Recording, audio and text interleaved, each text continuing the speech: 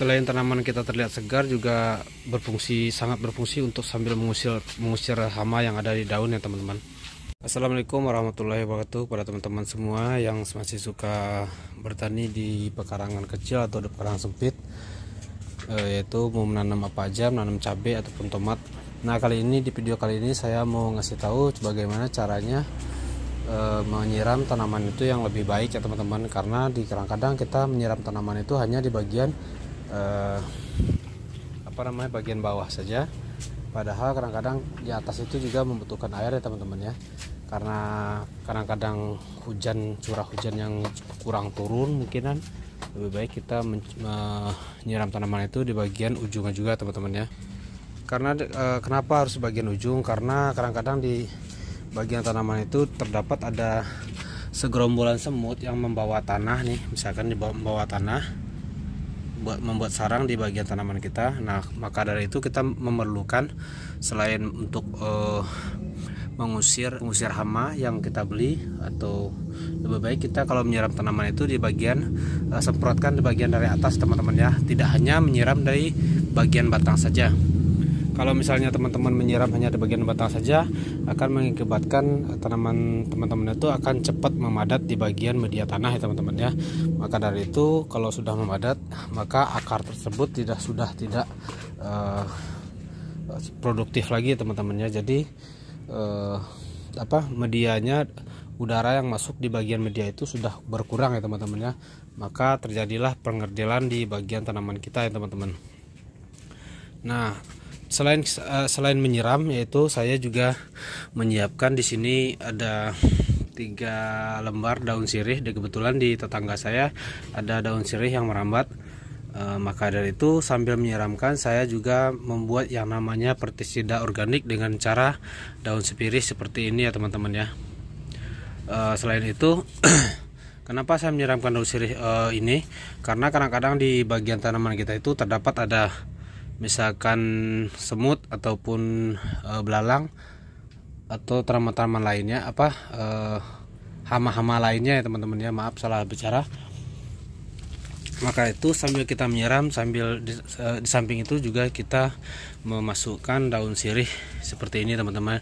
Cara membuatannya bagaimana? Cara membuatannya cuma simpel sekali ya teman-teman ya. Di sini saya sudah menyiapkan air buat siraman tanaman saya. Sini ya, saya buka teman-teman ya. Kemudian daun sirih ini saya potong aja teman-teman ya. Saya potong aja karena daun sirih ini, teman-teman tahu sirih bahwa daun sirih ini sangat menyengat ya teman-teman ya, untuk mengusir dan untuk supaya mencegah memakan di daun tanaman kita ya teman-teman, atau tumbuhan tanaman cabai kita gitu ya teman-teman ya.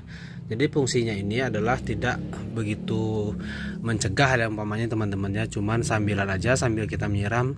Di saat ini pula kita memasukkan daun sirih ke dalam media penyiram untuk air penyiraman kita teman-teman. Caranya seperti ini, kita remas saja atau kita potong-potong juga bisa.